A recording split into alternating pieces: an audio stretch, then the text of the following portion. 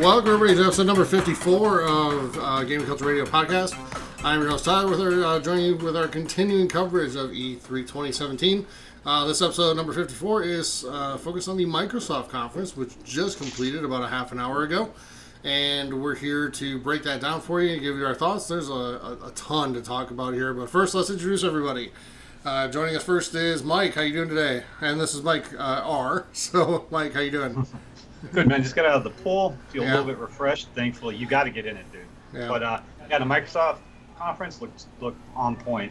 Yeah. How about you, man? How you doing? So I'm pretty good, man. I'm not enjoying the weather, but other than that, I'm fantastic.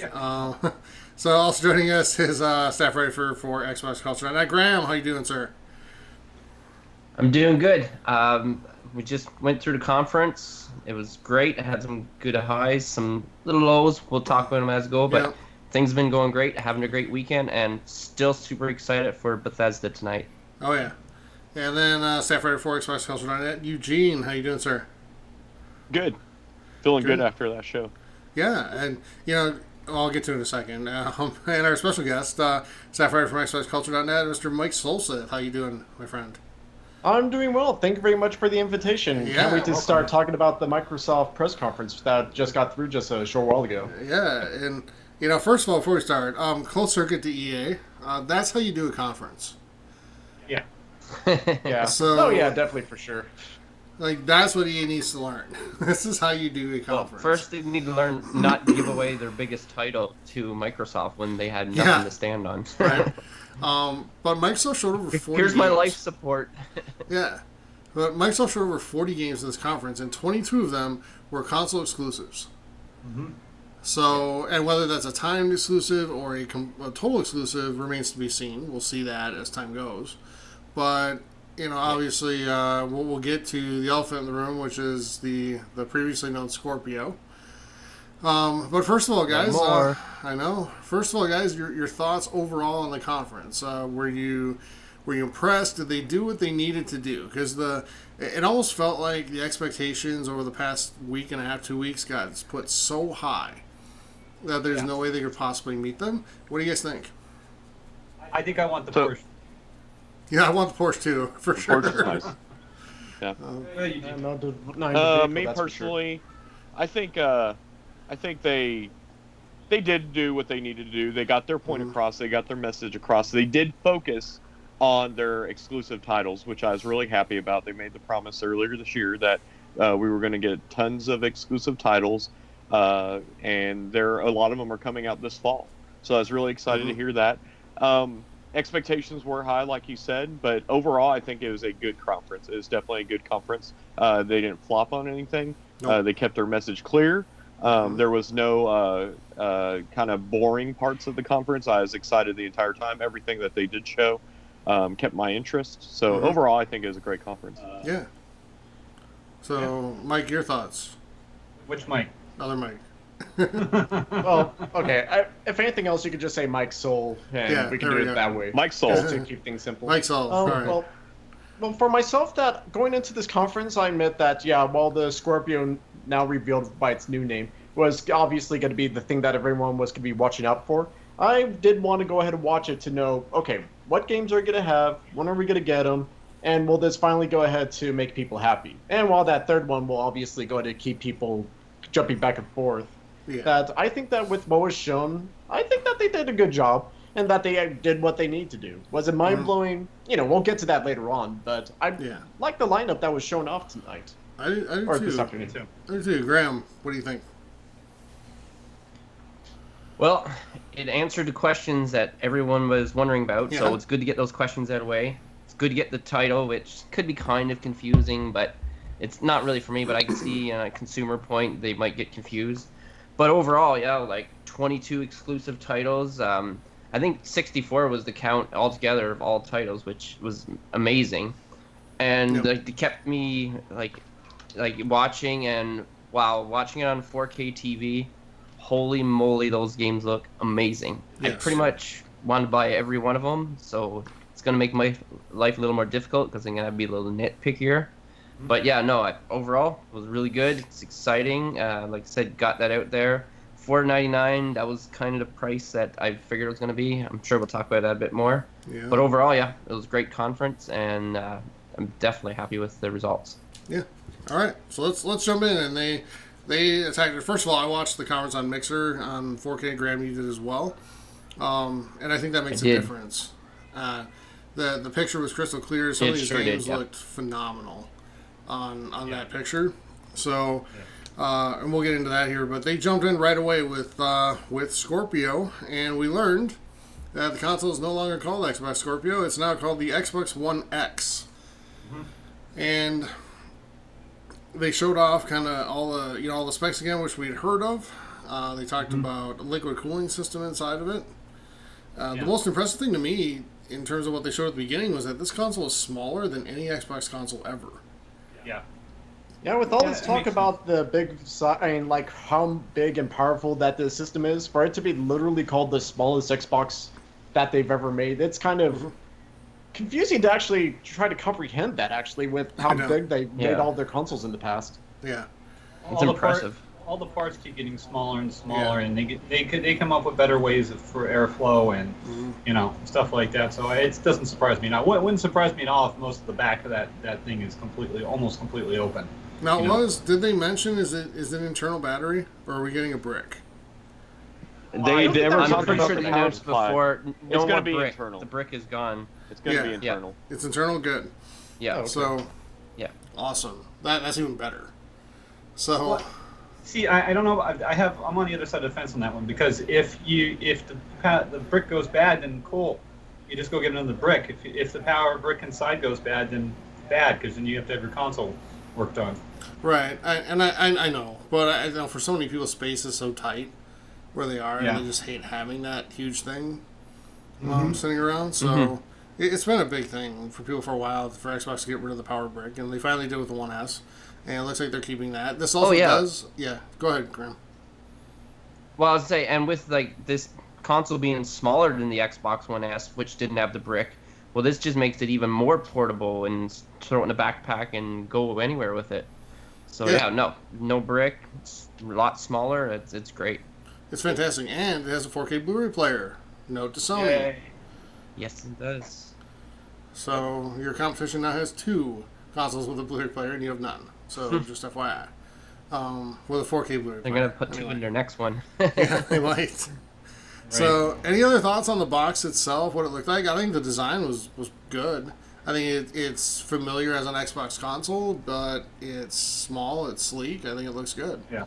I think it looks fantastic. I mean, and it's black, which it matches is. the rest of my consoles. Yeah. Yeah. So, I really like the design. It looks like, it does look just like the Xbox One S, except smaller, so I'm highly impressed about the size. But overall, I think they came up right up front and they just brought it out. They said, here's the Scorpio, this is the power, this is the internals of it, and this is what it's going to look like. So I think they nailed it right on the head the way they had to deliver that message. I'm glad they didn't start up with a bunch of games first. They just brought out the console right off the bat. Well, in fairness, that I think that whenever it comes to new consoles that get released, that usually they do just want to just get that out of the way, because usually that's what people want to hear first off. Because, much like the Xbox One S last year, and then the PlayStation 4 during the Sony conference, I believe, last year, they didn't waste any time and just went, well, not the Sony straight away, but they did go ahead and just quickly talk about the console, talk about what it has, and, didn't even leave it a question with all the details all about it. Right. Yeah. Yep. And the last thing we got about the console itself was the release date, which is November 7th, 2017. Yeah. Was that a surprise to any of you guys? I actually thought they were going to go a little bit earlier, but it is outside their normal window of Thanksgiving, which is it's usually a week before Thanksgiving that they launch. They still ruin Thanksgiving again. So it still seems like it would still be something around November, so the release window doesn't really shock me that much, or at least not as much as the price tag itself, though.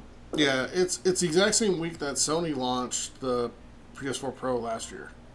Yeah. Oh, really? So because they launched on November 10th last year. So. One thing I like the release window. Okay. One thing I did want to say about the box before the price point thing is that I don't think it's such a great idea to have named it the Xbox One X. Now, I talked to you about this outside a few days ago when we got that little leak, and I get it that it spells out Xbox, but when you have parents that don't know what the hell they're doing and going and buying Christmas presents, you go, I want the Xbox One X, and they get to the store and they go, One S, One X, and then they ask the guys, he said, which one, they say, oh, they both play the same games, this one's just on 4K HDR, and and then they see the 250 price point for the S's, and a lot of people, the S, and a lot of people who want the X are going to end up with the S and disappointed at Christmas. So I think with all the ringing with the name Scorpio, they should have just kept the name Scorpio. I don't care if it was just a project name or not, Well, I mean, in that case, you might as well hope that the retailer who's selling to the parents realize that they get more money if they sell the Xbox One X instead of just a regular Xbox. Yeah, but or at least as a minimum talk about, do you have a 4K TV? Well, in that case, let me show you this Xbox One X, or, something to that degree. Well, they're both also 4K, double the right? price. One's but one is different. obviously much more towards it, though, than the other, though. Yeah. I kind of agree with you, Mike, especially being in a retail situation where, I've seen that kind of thing happen. The same thing happened whenever Nintendo released the Nintendo 3DS. Well, they had the same thing with the Wii U. They had the Nintendo 3DS. They have the new Nintendo 3DS. And then they have the 3DS XL. Yeah. It does confuse parents, and especially when the parents ask, well, what's the real difference? Well, they both play the same games, but this one is more optimized for games. So with that being said, and I know we're going to talk about the price point a little bit more later, but I don't think that they're going to win the holiday season with this system. But it is it is going to be a great system for gamers currently and for Xbox fans. So, but let's face it. Yeah, parents are going to buy the cheaper console anyways. They're probably going to buy the cheaper console, but at least that that if they go to the retailers, and I would imagine that some retailers will definitely try to sell the Xbox One X before they just sell a regular Xbox because of a higher commission. Well, and you hope that the retailers know what they're talking about too, And yeah, exactly. I get why they did it. They're talking gaming to the power of X, and that's been the goal since the beginning, and blah blah blah, and that's why they named it this. So fine. Yeah, to be honest, I really wouldn't know what else you would have called it though, because when I saw the Xbox One X, I was like, okay, I could go to see how that could work. Yeah. Because it's like when you go ahead ring to it too, right? You don't want to have something confusing. Right. Yeah. Well, I mean, just like the Nintendo Wii, the Nintendo Wii U, the 3DS, new 3DS. It's like if you want to go to try to keep things simple, but just expand on it, then okay, fine. Like what was said earlier, you could get the names mixed up, or parents could get the names mixed up, but it could still be, don't make it too complicated. Make it seem like, it's still the same thing, but better. And in that regards, I could see how the Xbox One X kind of can roll off the tongue just to go ahead and make it sound just that much better, so to speak. Yeah. So let's get kind of the big issue out of the way, which they announced at the end of the conference. And I was a little concerned when they talked about everything about the console except the price. And then at the very end, Phil Spencer dropped the price on us and moved right on to Anthem. But this is releasing. Good marketing. Yeah, it's releasing. Well, at least they didn't do like they did in 2013 when they put it all over the screen and like sat there and waited for everybody to applaud. And everybody just kind of groaned. But they announced the price at $499 US, and whether this is good or bad, I think depends on which system you're a fan of. Because if you're a Sony fanboy, you're going to say this is terrible for Xbox. If you're an Xbox fan, you're going to say I don't care, I'm buying it anyway. Oh, I was following NeoGAF when that happened, and so many people were like, oh, game over, screw this noise. Yeah. But, no one even bothered to go ahead and give it a second thought the moment $4.99 was uttered. Yeah, it's unfortunate because you're comparing it back to 2013 when you released a base console that's nowhere near as powerful as this, and you tried to pack and connect for the same price. This console is entirely different, and it's the same price as the 2013 one. Mm-hmm. I don't see the comparison. Like, I was hoping, I've gone on record in past episodes, hoping for $399 and saying that that's the smart move, and if you want to win, you got to do it. Clearly, they weren't able to. And that's okay, and I get it, because this is a powerful machine. But Yeah. To dismiss them because it's $500 is ridiculous, I think. Yeah. And I think that's for sure. Just a 4K Blu-ray player alone. Try to find a Samsung for under $250. or even 400. Yeah. Even. Yeah. Then you're getting, look at some, we'll get into the games, but how some of these games looked on this machine. Like, I'm sorry, the PS4 Pro can't compete with that. Yeah. Yeah, So- well, but at least that we know that with them saying the most powerful video game console ever made, at least they weren't, just trying to say just to do it as intimidation. Right. Yeah. Yeah, I mean, it's a real deal. So, I don't know, Graham, was this a buzzkill for you, or you're still planning on getting it, I'm assuming? Yeah, no, it wasn't a buzzkill, and like I said, given the internals, this is what I was expecting it to be. If it was $399, well, that would be amazing, but $499, it is pricey, but it is a premium console, and in comparison to 4K Blu-ray players, which I do own the Xbox One S, so now I would have 2 4K Blu-ray players. So it's less appealing to me, but still seeing it in like native 4K, it's just stunning. Like, looks so good. And yeah, like I'm all in on it, and maybe I'll get rid of my other Xbox One and move the Xbox One S up, and then put the Xbox One X here. But overall, yeah, that was the price I was expecting, and I'm saving my pennies as we speak. Okay. So yeah, that's my thought. Eugene, your thoughts? So, like Graham said earlier, I think it was a great marketing move to first show the games. Mm-hmm. Because otherwise, they would have shut me down at the very beginning if they had announced the $499 price. I would have been like, well, there it goes, $500. That's a lot of money. But after I saw the games first, and we're going to talk about all the games that they showed, I'm like, wow, a lot of these games look fantastic. They're showing Xbox One X gameplay. A lot of these are going to be, they showed a lot of Xbox exclusive games. I'm not surprised at all. It's not a deal breaker for me. I was really hoping for that $399 price point, but I still think it's a fair price point. If they had gone any more beyond that, then yes, absolutely. I think that would have been my limit, which I think we've said that before, that $500 would be our limit, because we paid that much before for a new console before. I mean, by God, I paid $599 for my PS3 back in the day. So it's not completely killer. But after seeing the games first, I think it's acceptable. Like you said, are they going to win this winter? Probably not with that price point. But I still think they, with the games that they have, they showed a lot to us, and Sony is up for a lot of competition this holiday season. Yep. Yeah. And we'll talk about it kind of towards the end, maybe when we look forward to Bethesda and then Sony. But can PlayStation come out with a PS5 and be any less than $500 with similar specs? I don't think they can, but we'll get into that. Let's get into the games. How about that?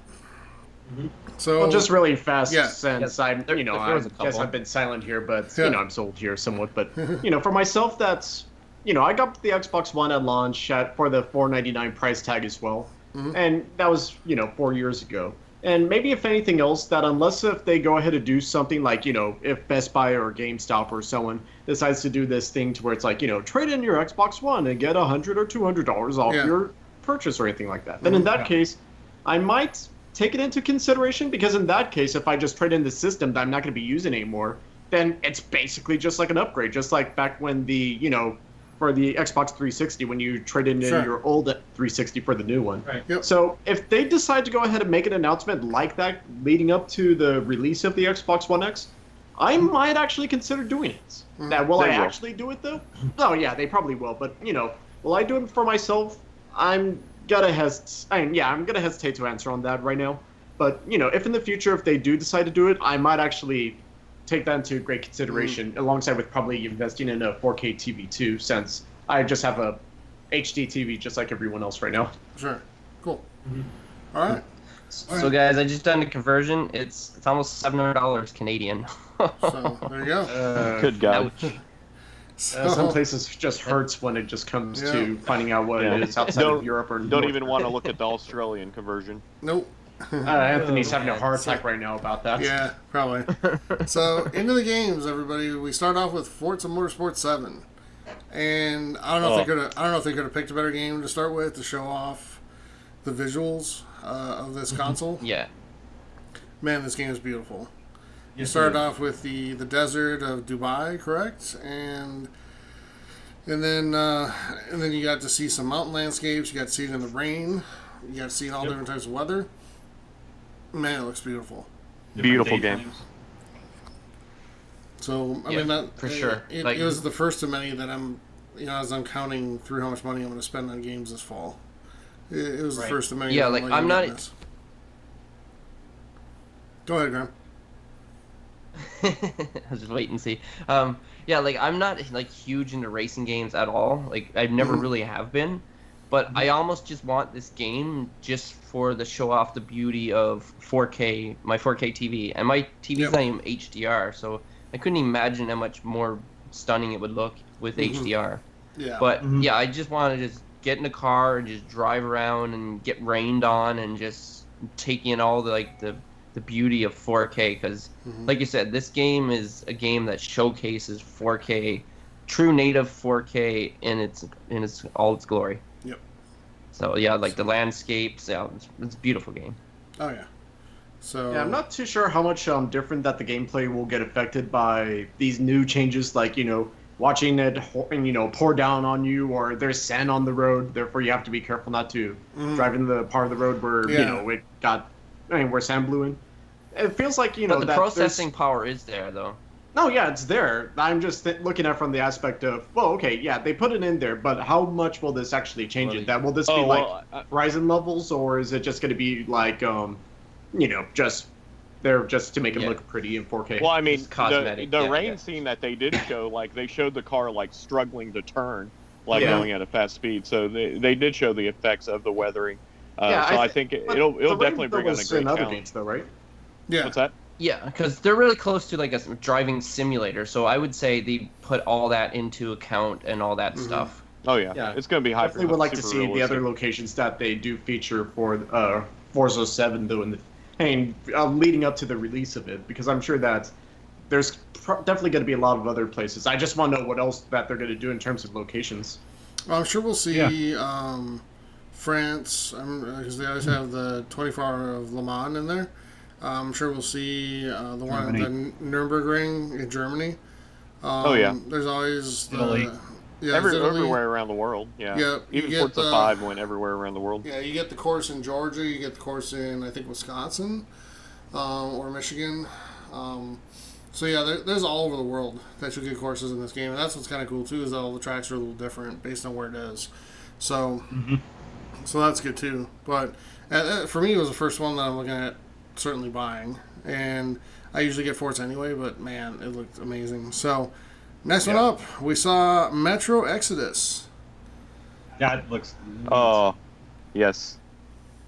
Yeah, I've never played the Metro series before, but after seeing that, I'm actually planning on probably going You back need to to. the other games. Yeah, in the series, and just be like, okay, well, before this comes out, I might as well just start playing all the other ones free fast, because yeah, that really did look amazing Yeah. for just what was done. And yeah, I admit that one actually did leave me speechless, even if I didn't follow Metro that closely over the years. Yeah, that was pretty. That was pretty interesting. Comes from one climate, goes through the little subway area, comes out on another climate, brand new area. Werebear Yeah. comes really out, good. tries to eat him. It's kind of interesting. Yeah, and ends up jumping on the train right at the end. Yep. So, Very Yeah. much. Wait, weren't those dire wolves? Were they in I Canada? forgot what they're called. They're called like Night Stalkers or something like that. yeah. But if you've never played Metro, I'm sure it's going to be on some kind of E3 special now. The Metro Redo includes, which it's spelled REDUX. You get both Metro 2033 and Metro Last Light, which are both fantastic games if you like post-apocalyptic games, survival games. Okay, so that's the one I want to make sure to grab then. Okay. Yeah, get the Yep. get the Redo, or it is Redo, right? Not Redux. I think I would think that you're it was right. pronounced Redux. Redux. I think they Redux actually It's pronounce like it. apocalyptic, or what is that? Apocalypse Now, redo, right? I don't think it's redone. Yeah, I think it's redo. Yeah, so get that collection.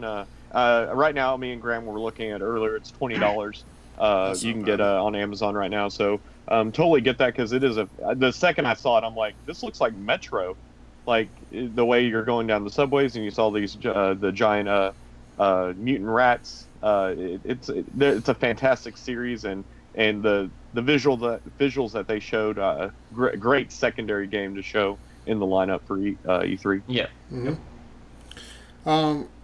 So next up, we got to see the first good look at the new Assassin's Creed game.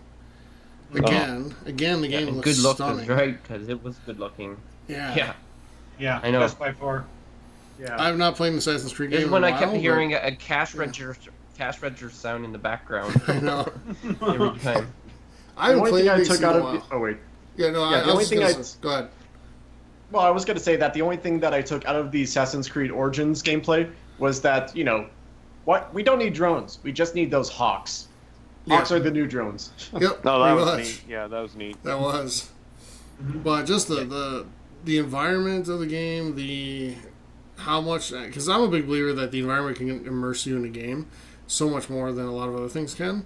And for the that horses environment actually look like horses. Yeah, for it to be so detailed and so just realistic, and plus to have a backdrop that isn't used very much in games. Ancient Egypt is really cool. So I loved everything about the game. I haven't bought an AC game in a few years, and this might be the year I change that. It has ships. That's what matters. That ships. So I'm very excited to see that. that. I noticed the ships. Mm-hmm. Yeah. So I'm Are excited the people to see behind Black Flag responsible for this game? Yeah, the Black still Flag Ubisoft. team's taking care of this one. Yeah. Good. So the ship battle, good. I'm excited about that, and I think you're right, Tyler. The Ancient Egypt, it's never been touched before, and I think it's perfect for Assassin's Creed. Yeah. So next up, a major score for Microsoft. PlayerUnknown Battlegrounds is coming exclusively to the Xbox family of consoles, along with PC. It's already on PC, but it's coming later this year. And if you get the Xbox One X, you get a free upgrade to 4K resolution with that game. So this is a game that is immensely popular on PC, and it is one of the most popular games on Twitch. Yep. So to score this for Xbox exclusively is huge. And yes, it is. Yeah, this got one of the bigger reactions on the crowd. Yeah, people talk about how Microsoft don't have exclusives. Well, they just picked up a really big one here. Yeah. Yep. Yeah, this one's gonna sting a little bit. Yeah. So, Graham, I know you were excited. Yeah, no, I'm excited because I was just learning about this game recently. One of the guys I work with, he played it, and he was kind of explaining it to me. So then when I had more of an understanding, I went on Twitch, and I watched a few people play it. And this is a great online Twitch game. Get on with your buddies and party it up and just have this conversation. And it's a really fun game. I enjoyed watching it, and I watched the same 4 people have three matches because it was. And each match was completely different. You land in different areas, you approach it differently, and there's vehicles, and they were showing a lot more than I think that the PC offers. So it looks like they've updated it, or they got future plans for it. So they're showing more updated version with more environments, underground. Because basically what I saw was more bare bones. You go into a house and scavenge and stuff like that, and maybe some barns, but this got underground. So no, I'm really excited for it, and I will be getting this one right away, and hopefully you guys are too, and we'll play it online. Look forward to it. I plan on getting it. That's for the sure. one. Yeah, definitely gotta look into November it once 7th it comes too. out. All right. Next up, and correct me on this, Deep Rock something? Galactic. Galactic, okay. And I got scribbled too. I was scribbling these down as we ran through them. This is part of the show where we start going through games a little quick. But what are your thoughts? By the way, that's a lot of thoughts. Yeah, I had no thoughts. Go ahead, Mike. Yeah. Steve was trying to let us know that it's actually a timed exclusive 1 year on Xbox before it goes to the PS4. Okay. For PlayerUnknown, right? Yeah, PlayerUnknown's timed. That's still a big. It's still a big score for them to get for a year too. Yep. So big score. Because this is something that we noticed. Yep, thank you. But this kind of same thing was with Rise of the Tomb Raider. That was 1 year timed exclusive. And overall, I think that hurt the game. Like, I think a lot of people with PS4 missed out on this amazing game. So it'd be a shame if it does suffer that same fate. Yeah, but that year, right? Because then there's so many other games, great games, and people are like not going to say, "Oh, go back to it," because they know it's already been played and it's not like in the news and everybody's talking about it because people have played it. Mm-hmm. Well, that's kind of the kicker if we think about it, because when we go to mention these timed exclusives, they may go ahead and be out on another system later on, but then by that time, how many games have come out since that time?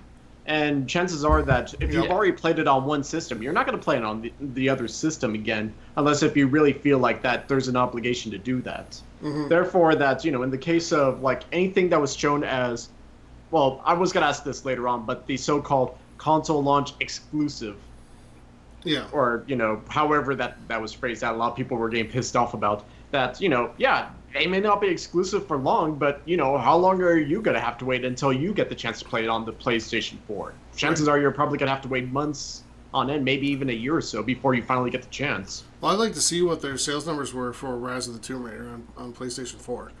Because, that game came out a year after. Oh, yeah, that's the case in point right there. And if the sales numbers were great, cool, but I doubt they were, like, new release great. No, Square Enix considered it a failure. Yeah. A failure to them, though, is on if PS4, it didn't sell, Wow. Well, overall the sales were didn't meet their quota at all, so. Yeah, I mean, it's really unfortunate. It's super good game. Yeah. But, all right. Oh, yeah. Another thing I heard it, too, is it was released same time as Fallout, and so... Right. There's another case of just launching at the wrong time. Yeah. But no, really fast though. I did go to take the time to look into the game that we were just mentioning before we went straight back into PlayerUnknown. Yeah. I completely forgot what the game was, but I just remembered since I just looked it up right now. Mm-hmm. And I don't know, for some reason I was getting a No Man's Sky vibe while watching the trailer for this one. For some reason, so you're I don't talking know about why. Galactic. So not very good is what you're saying. No, not that at all. It's just that it was kind of like that kind of thing of the exploration and stuff like that. Yeah. And it still looks interesting to me, Yep. and I'm gonna definitely check it out or look into it further. Of course, it's just that I noticed that when I was first looking at it, for some reason I was thinking No Man's Sky because of how this was all trying to be structured together with how it was all being done. Sure. Okay. Any other thoughts on that game, guys? That kind of exploration game space stuff, is right up my alley, so I'll be checking that out. Cool. All right, Graham, I know you're excited for this next one, State of Decay 2.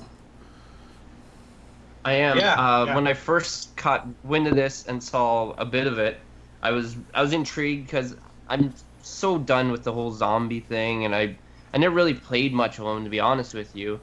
But this is one, it seems it's not all about the zombies. Like, it kind of gives me a Walking Dead vibe, which Walking Dead's not all about the zombies either, because they're just there. And, like, they were kind of having it where, like, driving up the road and they're just lying there and you just forget about them.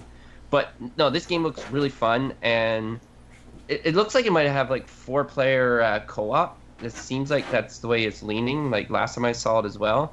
So I think it's going to be great if it's like an open world kind of zombie or like campaign with 4 people. So if I find other people that are playing it, I'll probably get it. I don't know if I'll get it by myself, but we'll see in due time. I see more things about it and if I really like it. But like I said, this would be the zombie game that I would play if I had to choose one. Cool. What's your guys' thoughts? I didn't get a chance to see the trailer because I was outside taking care of something, but this is something I'm definitely looking forward to. I've seen a couple of snips of it here and there. We'll definitely be buying this one. Yeah. Yeah. Yeah, a lot of people were pointing out for this one scene that you saw the scene where they saved the survivor hopped in the back and they drove off. Mm-hmm. A lot of people were making notice for if you go ahead and look at her face right after she jumps in, and she kind of has this weird smile or this weird look on her face that's kind of unsettling just a tad bit. That if you have the chance, you should try to go ahead and go back and watch it because it's actually pretty funny. A lot of people were making a lot of jokes out of it for just how soon it was coming out. Like, $4.99? Nice. Yeah, I did not catch that. I'll have to go back and look. Yeah, if anything else, though, I didn't get the chance to try out State of Decay. I did try it out on the demo back when it first launched on the 360. I know it's on the Xbox One right now, and It is. I'm intrigued to at least try out the first game for right now, since I had heard a lot of good things about it, because like what was said before about the Walking Dead vibe, how there's a lot more to it than just the zombies. Yep. And in that sense alone, I can see, yeah, we may not have a good Walking Dead game, but technically speaking, State of Decay, if you want to just change a few terms around, you probably wouldn't notice the difference. Yeah. Yeah. No, that's a good point. And it does seem like the most Walking Dead type game that is out there. And the fact that there's a human element to it, too, and not just like a zombie shooter. Yeah. So, yeah. All right. So, next up is the Darwin Project. That was a game that looked a little Battleborn-y, didn't it, at first? Yeah, it looked like a MOBA, for sure. Yeah. Which, whenever the guy came out, I'm like, man, this guy could be a Double Dare announcer. Like, it kind of changed it. It kind of changed the tone. It went from real serious with, Metro Exodus, and then into State of Decay, and then suddenly it was we're on a game show where this guy's just really excited about the gameplay and about what's going on. I was thinking that it was something like PlayerUnknown Battlegrounds or something like that, because it was like while watching this, all of a sudden it's like. Yeah, I'm watching this carefully. It's like, ooh, what is this? Is this another Battle Royale type game? And then all of a sudden, it's like, where did you come from? Why are you yelling at me? I know. It's like, I thought it was hilarious. Didn't he announce at one point, like, only 2 remain or something? Like, there's a countdown? So it does give me that vibe, for sure. Yeah, it gives me a MOBA vibe, for sure. But I want to hear more about this game. Hopefully there's a lot more gameplay during E3. We can see a lot more of it. Yeah, I mean, I just want to see more of it. I just couldn't catch it at all, because unfortunately when the guy was yelling, it was like I was literally spending the rest of that demonstration being like, what the hell is going on here? I cannot understand what is going on, because the guy's just yelling at me the entire time. But no, definitely for sure though, this is going to be a game to look out for, because of this vibe of another Battle Royale type game that does look to be one to watch out for as well. Oh, definitely. And I'm interested to see more, but first impression, this isn't the type of game that I would probably be interested in getting. But we'll looks like we gotta be a little watch on selective, Twitch. Tyler, or we'll be broke. What's that? Yeah. I know. We can't. There's too much other stuff. And so much stuff that we haven't even talked about at E3 yet, between the first 2 conferences. That's coming, and we know what's coming that we're going to get. So, let's see. There's a Dragon Ball Z game. Yeah. So, Mike says no, Tyler, Eugene says yes. you missed a big one before that. What was there? Oh, he's talking about Minecraft. Minecraft. Yeah, it looks good. Oh, the big one. Okay, there was Minecraft in 4K, and there was a Dragon Ball Z game. So yeah. Well, really fast, before I go on to Dragon Ball Z, I want to make one really good joke. Okay. That Microsoft actually spent more time talking about the Switch than EA did. That's true. That is actually That's true. They brought up. No, you saw the Nintendo Switch that was built out of the bricks, and I did. Literally those few seconds was literally longer than anything that we heard from EA yesterday. So, I mean, on that point, and crossplay too. On that point, you're getting crossplay between consoles. Now we don't know if that includes PlayStation, but I do really for sure, Switch and Xbox will have it. It will. I'm surprised. It will. Why didn't Sony they has talk yet about to sign off on That's it yet. what I get. Sony has yet to sign off on They it. didn't talk about it. They just showed it. Mm-hmm. They're really alienating the Minecraft community, because that's just one huge thing that about Minecraft is being able to play together and getting online together and creating worlds, and it's a show changer. It kind of changes our perception of how we can play games cross-platform and Sony needs to. I figured they just didn't show the name because they didn't want to have Sony's name on their stage. Right. But I mean, they had the Switch up there. But they didn't show a Minecraft Maybe build. Sony wants to announce it. They didn't show a Minecraft build of the PlayStation though, and Sony already said no to Rocket League. They don't want to do it, and you know what? Hey, if you're all for giving gamers choice and giving them more options, prove it. Yeah, people are going to stop playing Minecraft on Sony is what it's going to come down to. I mean. Yeah, well, that, and also, just to mention really fast as well, the so-called Super Duper Pack, that I guess is like a super graphic overhaul for Minecraft as well. Yep. That I don't play Minecraft, Free, so that's gonna be obviously 4K, I don't right? know. Yeah, 4K update for that as well. Yeah, but Free. Yeah, free. Yes. Yeah. Cool. And All right. it's just going to Anyway, make it I'm so much excited about bigger of a Dragon Ball game. Z. All right, Because Eugene, Dragon Ball Z. I want, yeah, so Dragon Ball Z I like fighters, Dragon Ball Z. Yeah, and I want to see more of this game. It really depends on how expensive the fighting is, because I do love Dragon Ball Z. I love the anime, and I love the old Budokai and Tenkaichi games. So we'll see what comes of it. But I was just surprised that they had a something going on with Bandai Namco, which they did show a lot of presence of Japanese developers in this conference. If anything else, you would think that they would have shown that during the Sony conference, not the Microsoft conference. Yeah, and I think Microsoft is changing, the perception towards them, because most of their games are, American publishers, American developers, but they're branching out. They're branching out and getting into the Japanese market by inviting, hey, Bandai Namco, let's show your game at our conference, and we're going to talk about more games, but they showed a lot of Japanese developed games on this conference. Yeah, they did. Just to talk about the game, though, I'm sure that everyone was going and losing their minds over this before we saw the gameplay, but Arc System Works working on Dragon Ball. Why has no one thought of doing this beforehand? Because, the gameplay, that was just beautiful to just watch, even if it was a minute. Mm-hmm. Yeah, do you guys I'm play watching Marvel it right now. vs. That was Capcom at beautiful. all? You guys play Marvel vs. Capcom at all? I do not know. The on-again, off-again player, but not too much. I liked how is showing a battle and 4 characters came out at once and launched a super attack. It's pretty neat. It reminded me of Marvel vs. Capcom. So well, it is I think 3 it'll be versus good. 3 combat, so yeah, you could say that. But it just makes sense to just have the anime style that we saw in Guilty Gear Xrd, and then just apply it to Dragon Ball. It just feels just perfect, just how it was just executed. And I really can't wait for the game to come out when it does launch. It's gonna be crazy. Yeah. For sure. All right. Any other thoughts on Dragon Ball? Early 2018. So, early 2018. We had another game called Black Desert. Was that the MMORPG? Yes, that was the MMO. Possibly. I don't remember. The Momo. I think I did see the most people will call. Yeah. Well, I mean, it looks good. But but you, Mike, you're big in those types of games, right? Oh, go ahead. No, Mike's. Go ahead. Yeah, Mike's away for a second. Okay. No, I talked to him about this when we were going though, and he wasn't too fired up about this game. No, it didn't look too impressive to me. We do know people in our community who I bet would be. Especially the guy who came up with the term Mamorpaga. Yeah. Who we know is watching us on Twitch right now, so hi.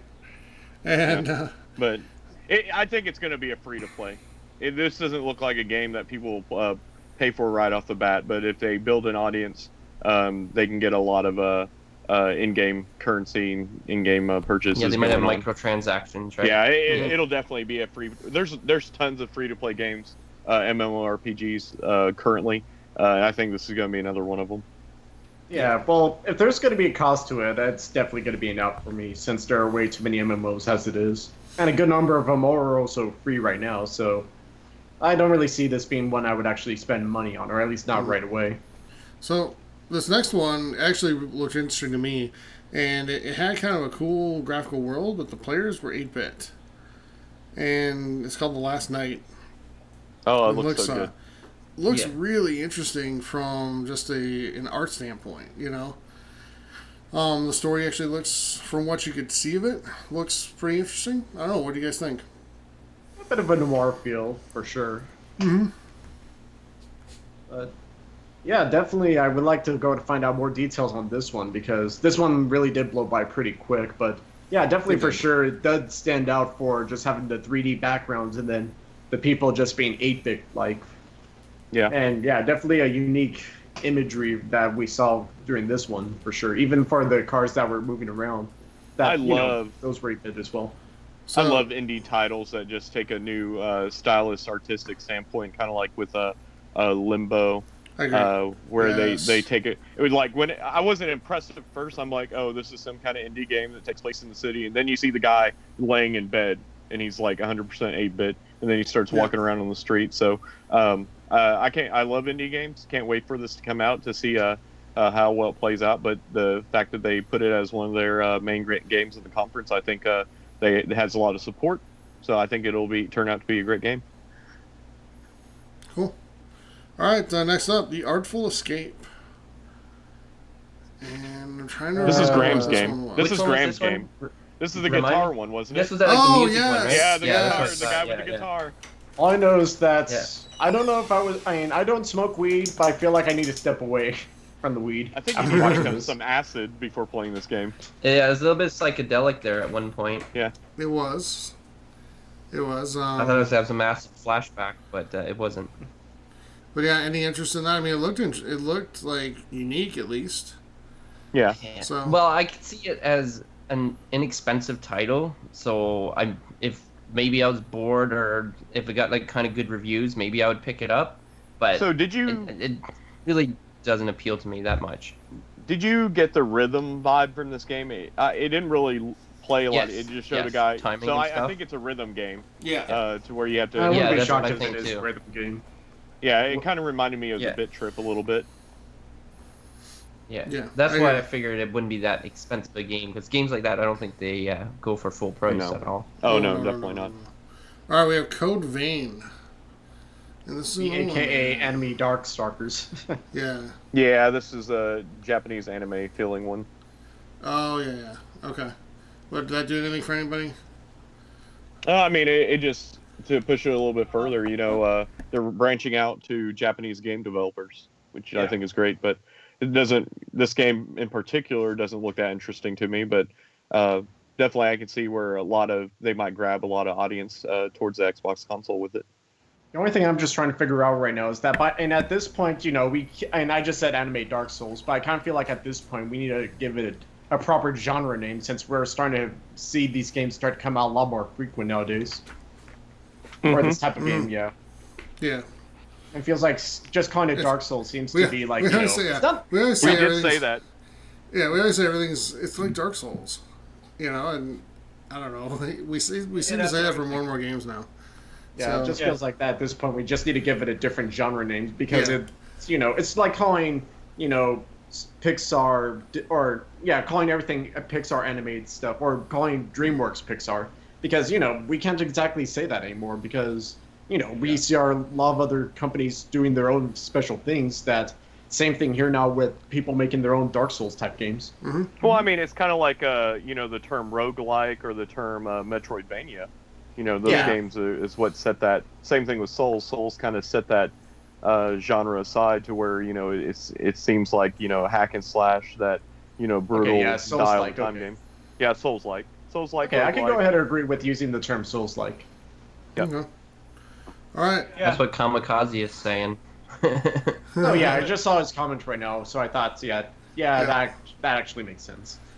So we actually had a question in chat from DC52 about the next game, which is Sea of Thieves. And are we going to be picking up that game? And yes, we are. Yeah. Yes. And if I do, I'll be picking up a bottle of rum with it my first night. Every chance I've had to play that game in the alpha has been a blast. It's a great time. It's a lot of fun. And it's just silly fun. It's a whole different experience than what you see in a lot of games now. So I think that adds to the experience of it. But they showed a pretty decent amount of gameplay today. And they showed some of the they did. The additions that have been made over the course of the alpha. And when I first played the alpha, there was unlimited cannonballs. And there were no sharks in the water. Those things have changed. You can explore shipwrecks now and pick up planks. You can pick up cannonballs. You can pick up all the stuff to help you. Rather than just going to the islands. But you got to watch out for the sharks. And make sure that they don't get you before you get back to your ship. I was very, very glad they did not make them very scary, because I really don't like sharks in video games. When I was playing back in the day, when I was playing EverQuest, I used to go through this place, Ocean of Tears, and there were sharks in the water. But unless you got in the water, it wasn't an issue. And then one time, the boat pulled up to the dock, and a shark appeared on top of the boat, and I about pooped myself. Killed everybody on the boat. The shark was the size of the boat. Mm-hmm. So, I don't know. I just got this thing with sharks and snakes. Can't do them. Yeah. Oh yeah, definitely. Yeah, a game made by Rare. They don't want to make this game, so scary that they want kids to go ahead and be enjoying a game like Sea of Thieves as well. Therefore, Yes. yeah, if they made the sharks too scary, kids would just abandon ship immediately if that was the case. I'd be right there with them. I'd be throwing them out of the way. So we did. We finally got a release date or release window for this game of early 2018. Yes, we did. Yep. So if this is, So you think February? Yeah, if this is a February title, that's perfect. Yep. Wasn't this aimed at February of this year? I don't think so. Not originally. I remember seeing a February date. Well, Horizon came out in February, if I recall that one correctly. Yeah, but I don't think this had a. I don't think this ever had a concrete window to it. No, it never did. Or at least this was the first actual release window I saw for it. I think you're thinking of the alpha. All the other years. The alpha was released back in February, March, wasn't it? Yeah, it was. Yeah, I'm hoping that they're doing it right. They're putting things in one after another, like Tyler said on the last cast we did. And I'd really like to see them, make some islands that you could claim for money, and then put like a guild house up or whatever you want to call it, and be able to decorate it with stuff that you find and stuff like that, Yeah. So far, so good on everything else. I mean, you got to be able to do something with the loot you get. Everybody likes that kind of stuff. Yeah, and who knows how detailed this will get in terms of customization, but. Just to check really fast, and during the alpha, was there that thing as well where you could literally stuff yourself in a cannon and launch yourself far away? Not when I played. No. Okay. Yeah, I'm watching this as we do the podcast right now, and I'm watching the captain, I guess, eat his banana while that guy literally flies in to hold out the treasure map. Yep. It's like, yep, Sea of Thieves. Yep. So a game that I've loved since the first time I saw it. Really looking forward to it. It looks like it's less than a year away, so that's good. If anything else, I hope that we do see an Xbox preview for Sea of Thieves, because if they were to go ahead and do that, that will definitely go ahead and get people. Oh, that would be a great idea. Good idea. Good idea. I think that's a I hope fantastic that they idea. do, though. I hope they do. Yep. And I don't think they will, but I think it'd be great if they did. Yeah.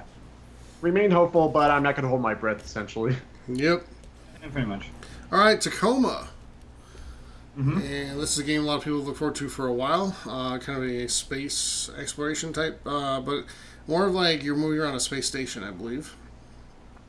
Exploring. It looked like it, yeah. Yeah. I mean, it was kind of short, so I didn't get a lot of. Yeah. This info game got on it. shown. It's been delayed a couple times, but it finally now has a release date of August. So it'll be coming shortly. And up next, I'm going to skip over that one quickly because up next is one we've been talking about for a long time. And that is Cuphead. And Cuphead finally has a concrete release date, we think, knock on wood, of September 29th. Yep. Is it surprising that it's coming during the holiday window? I still think it comes at a right time to where. Well, it's right beforehand, so I know that Forza's coming out early, and Destiny's coming out around that time window. But I still think it gives us time to play Cuphead, get it out of the way before the big titles come in October and November. Yeah, if anything else, Cuphead is still being shown as an arcade game, not a full-blown game, right? Yeah, it'll be a 5 to 10 hour game tops. Yeah. Well, I mean, hopefully, the sooner that they get the game out, the better. But, they did mention for you to pre-order as soon as it comes available. So, no, yeah, definitely a game I've been watching. It seems like now for what has it been, 3 or 4 years now since we first saw it? It's been a little bit. In 2014. Okay, 3 years then, never mind. But, no, yeah, 3 years, though. That's still a pretty long time that we've watched Cuphead go from... I take it back, 15 is when we first saw it. Oh, 2015? Yep. Well, all the same, though, it still feels like literal years since we first saw it. And it feels like, it's long enough now. So I'm glad that we finally have a September release date now. Yes. Yeah. Yep, absolutely. So, let's move into... So now we got into some of the bigger titles again. So we saw Crackdown 3. We saw a lot of Terry Crews. We don't know if Terry Crews is actually in Crackdown 3. But we saw a lot of Terry Crews up front. He's just as much in Crackdown 3 as he is in Overwatch. Yeah. So, this game is coming on November 7th, day and date, with the Xbox One X, What do you guys think? Is this something you're sold on? Are you going to get it? I've always kind of been back and forth on this game. Like, it looks fun. I love the artwork of it. But it's never really grabbed me. Yeah. And honestly, I could go either way on it, man. Really. Yeah, and honestly, when it first came out on the Xbox 360, I was tied in with Halo. What was it, Halo 3 or Halo 4? No, Halo 3. But what I didn't grab it, and I didn't grab Crackdown just for the beta for Halo. I grabbed it because it did look like a really good game. The sequel wasn't that special though in comparison because it kind of went silly or with the mutants or whatever. But I'm really interested in in this version of Crackdown now, Crackdown 3, and hopefully it will live up to those expectations of the destructible buildings and all the chaos that could go to ensue out of it. Yeah. Yeah, I've said it before. Crackdown was just never a series that grasped me at all. It is like kind of a runaround platformer. You do quests, you do missions, but it is a little bit chaotic. And Terry Crews is the perfect man to put on the front page, though, as a spokesman for the game. I think because he is kind of a crazy witty guy himself, and the game is a crazy chaotic game. Oh yeah. Yeah, for sure. Yeah, he's definitely off the wall for sure. Yeah, but it's not going to be a buy for me. I just already know, based on the gameplay and what I've seen of it today, and then me playing Crackdown in the past, it doesn't really impress me. This was not a game that is.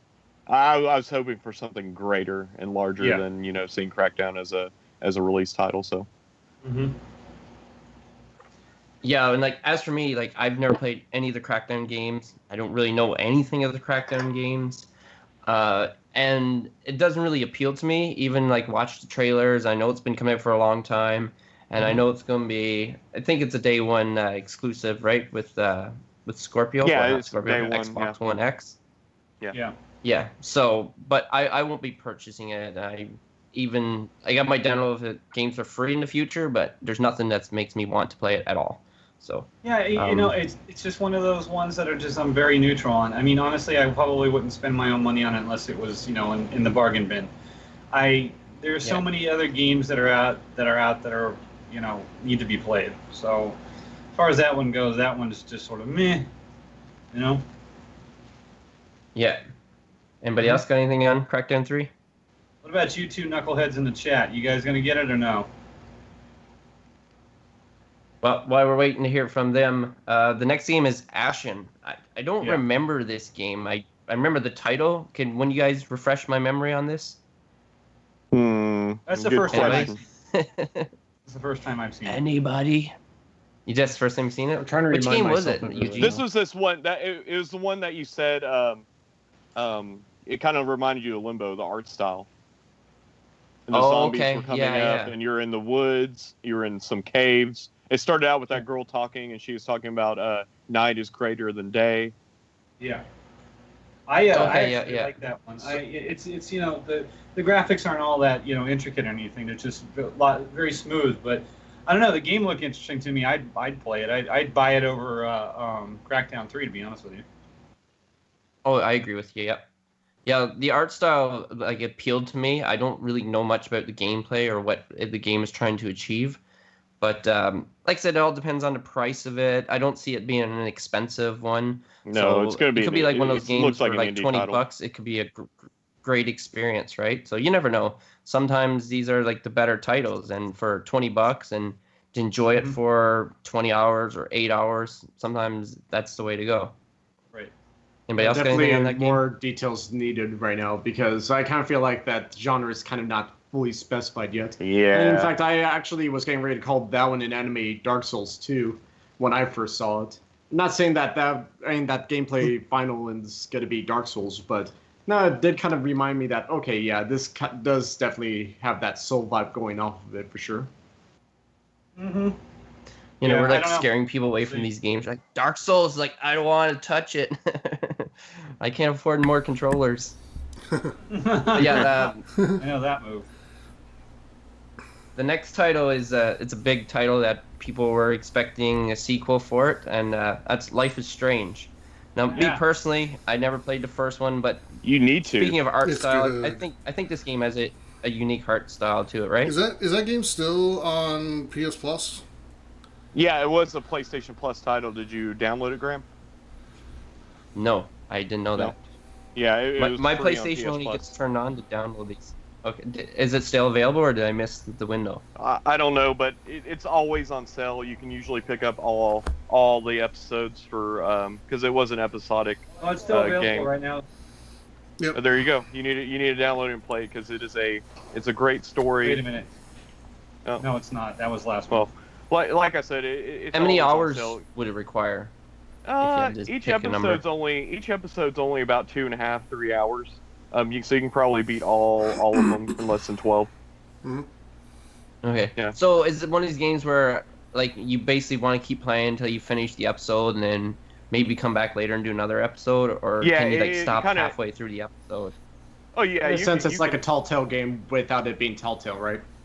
Yeah, it is a lot like a Telltale game, but it has a lot of replayable factors too because the things that you do in the game, there's some things that you can miss. I don't want to give away the story at all, but it is kind of like Telltale where you can go back and you can change some decisions that you made going into the story. But that's where it grasps you is the story of the character and the setting that you're in. It kind of it definitely is a dark game.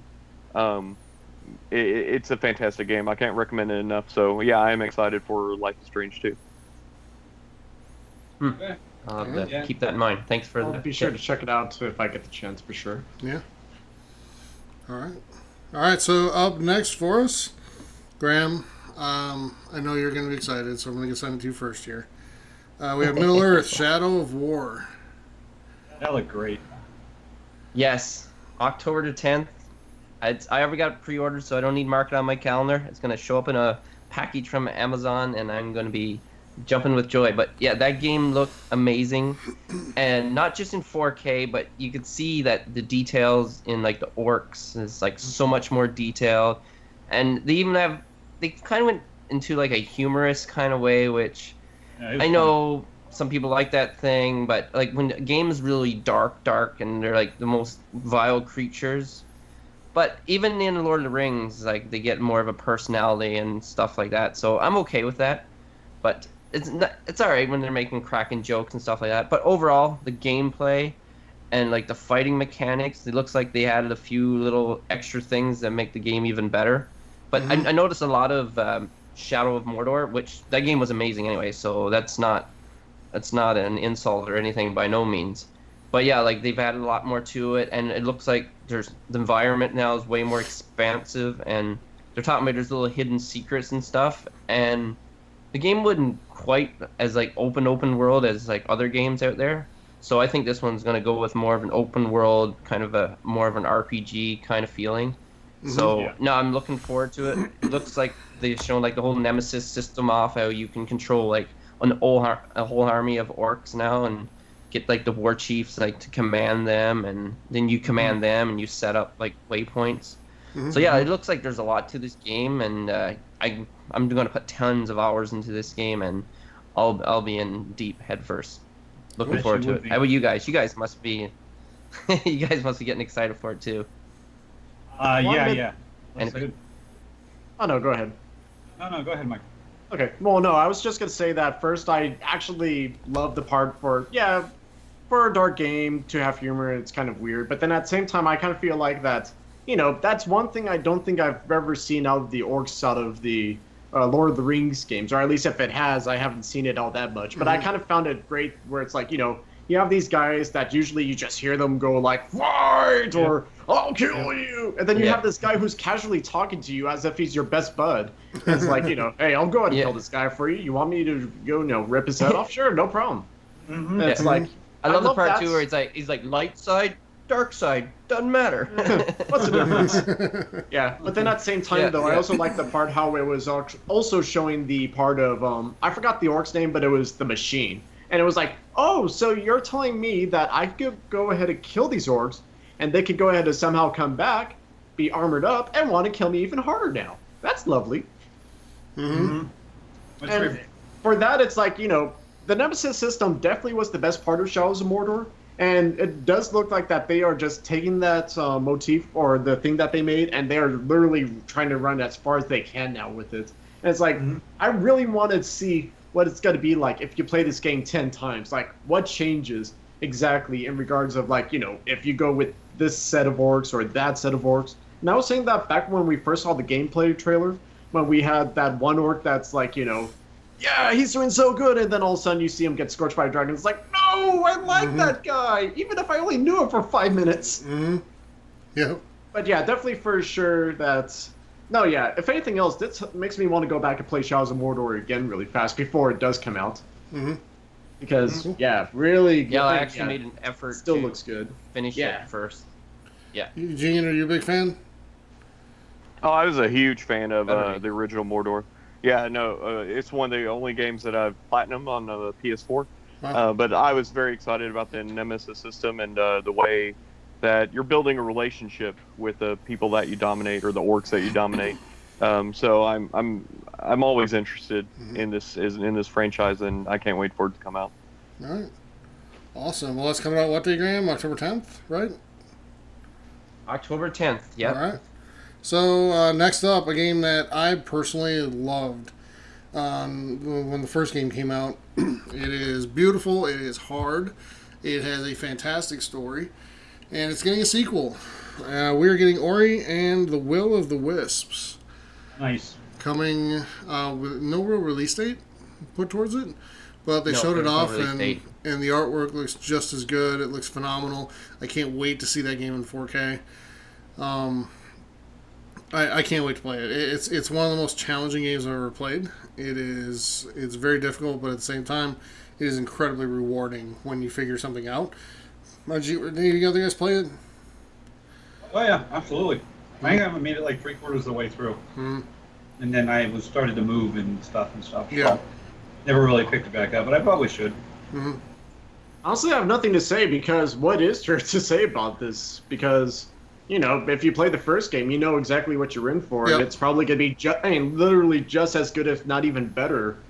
So, I'm hyped right now. And yeah, this one left me speechless to actually watch it from start to finish. So, yeah. Eugene, did you play it? I never played the first one because I did get scared about the difficulty of it. I didn't jump into it, but I have heard great things about it, about how fantastic the story is. And once you get past the difficult portions of the game, it's probably a game that I need to go back and play. And that I want to go back and play. It's just I haven't put it into my backlog of games that I need to finish. But definitely something that I just looking at the trailer, I didn't know what it was, and you're like, "This is Ori." We watched it together. We over Skype, we talked about it, and over Xbox chat.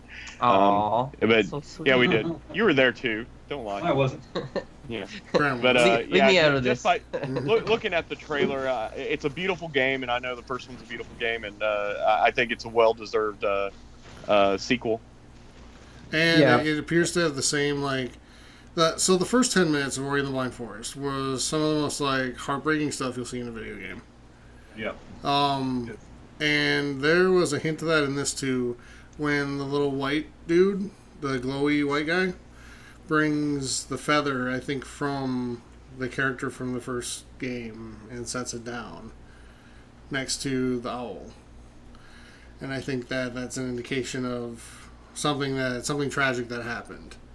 Yeah. So that's the kind of storytelling they do, and it's strong, and it's very, very good. So how long was the first one? It's long because you die a lot. Okay. And, yeah, you got to be strategic. Is this the game where you gotta you go through the world, and then if a creature hits you, you gotta fight him, and sometimes you're fighting 3 of them? No. Or am I thinking of a different game? This is a platformer, and it's all puzzles, and they're difficult, and you have to figure out where to put save points at. You create your own save points. Yep. And you have to be very strategic about how you do it, because you have to earn enough things to create one. And then make one, and you got to make it in the right spot. Yeah, I've never played this game either then. I was thinking I did, but I guess this one just missed me. This game is fantastic. If you like platformers, Unravel we love on this show, and it's a platformer, but it's not a really difficult one. This is a difficult one. Yes. But it has a story that's just as impactful and graphics that'll blow you away. So, yeah, it's really good. So I highly recommend it. If anybody who hasn't played it. The only other thing I could go ahead and also I mention... see that... Oh, I'm sorry, go ahead. I was going to say, I see that Ori Definitive Edition is for $10. So someone who hasn't played it, like myself or Eugene... Well, let me just go ahead and turn on my Xbox and download it. There you go. Buy it for me while you're at it, too, okay? The other thing I was also going to mention that we... Well, I'm not going to say see because it's more like heard, but, just to take a page... I don't know if we should say if this was taking a page out of Sony's conference last year, but we did have the live pianist performer that was playing while the trailer was going on live. Pianist. Yes. Pianist. Can I say pianist? I had to think for a second. I'm like, what show were you watching? Then I'm like, oh, okay. Yeah.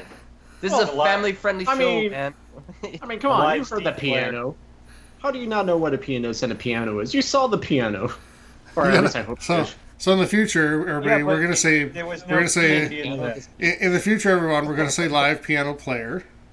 Yes. There was just no T at the end of it.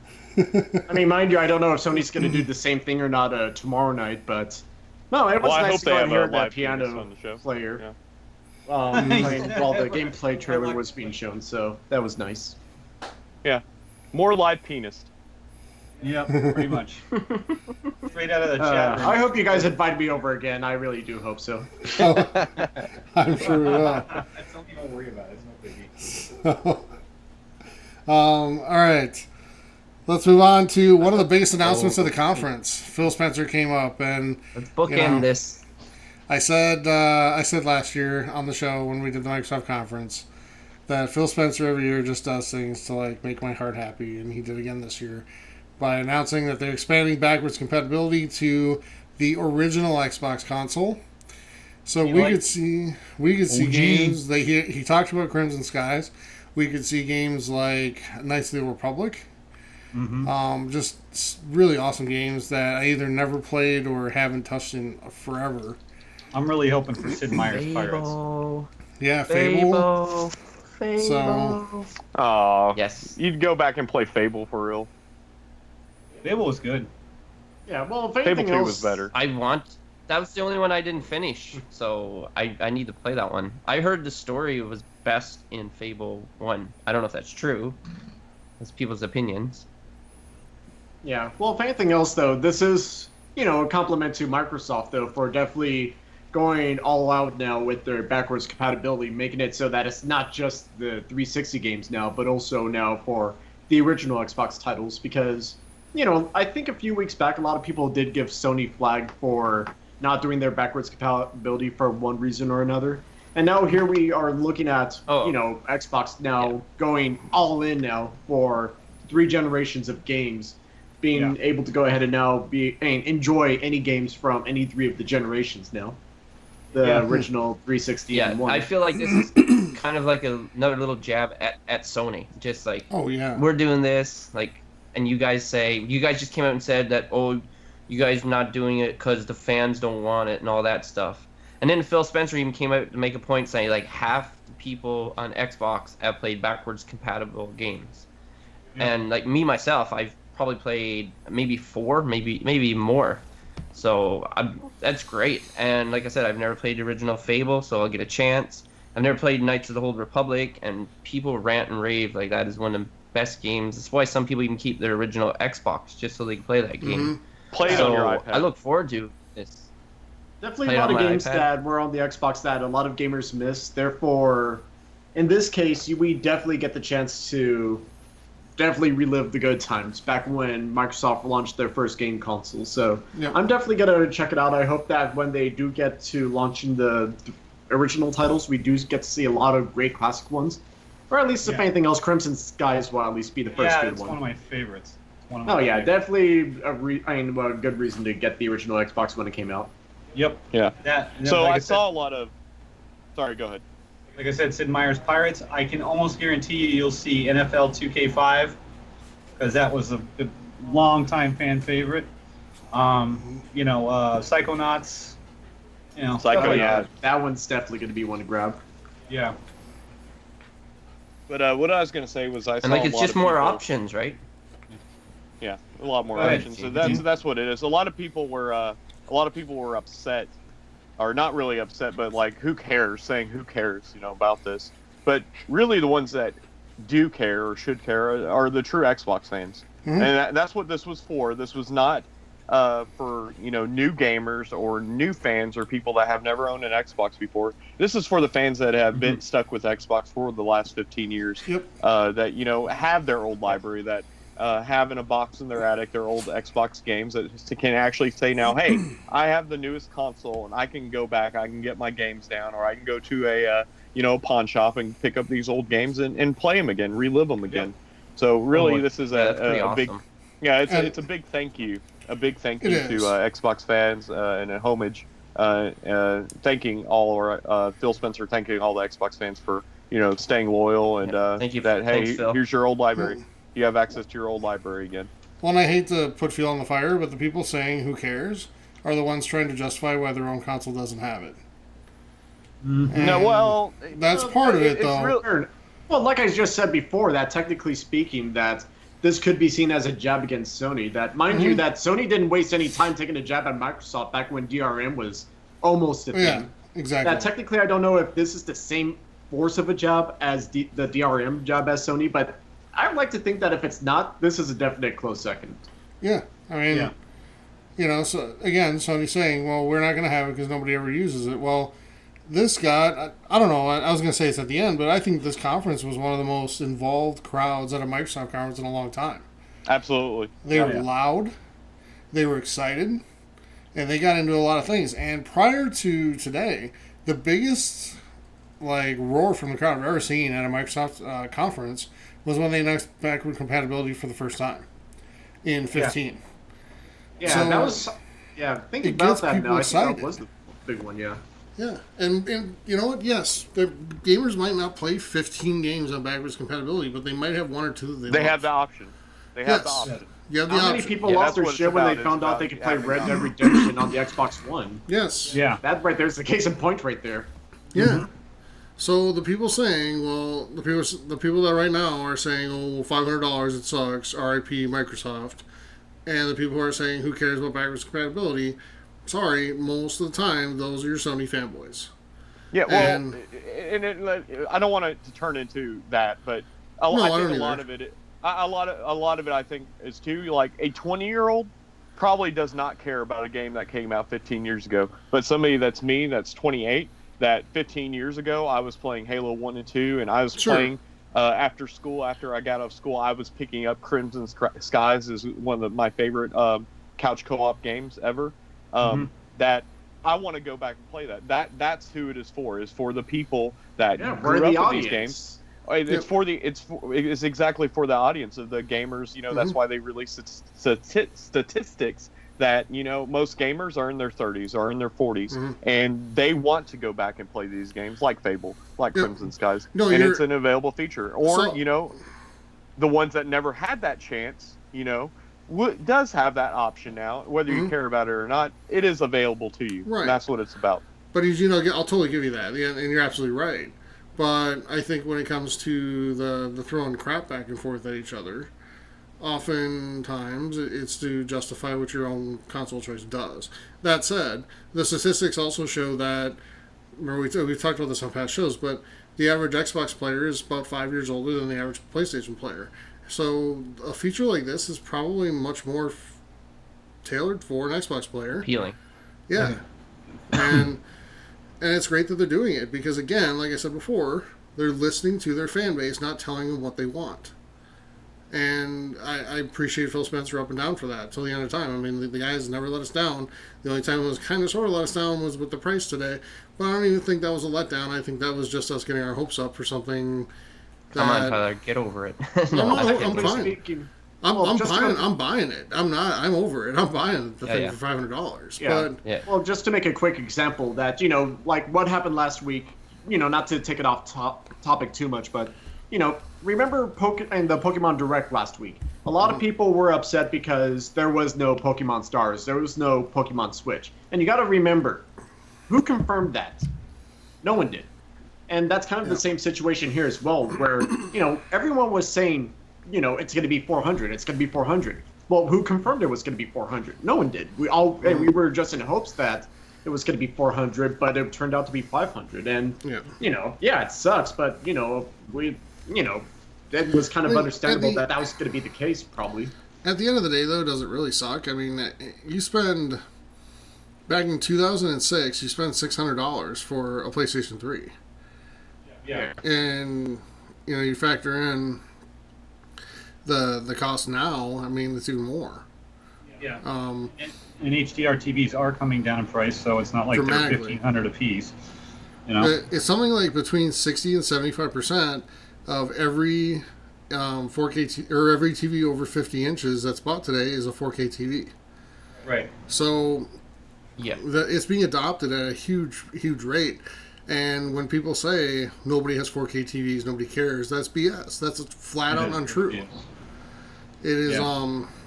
It's being adopted. The statistics show I think it's 38% higher, faster rate than 1080p's were at the same time in the life cycle, because the parts are cheaper and the price is coming down faster.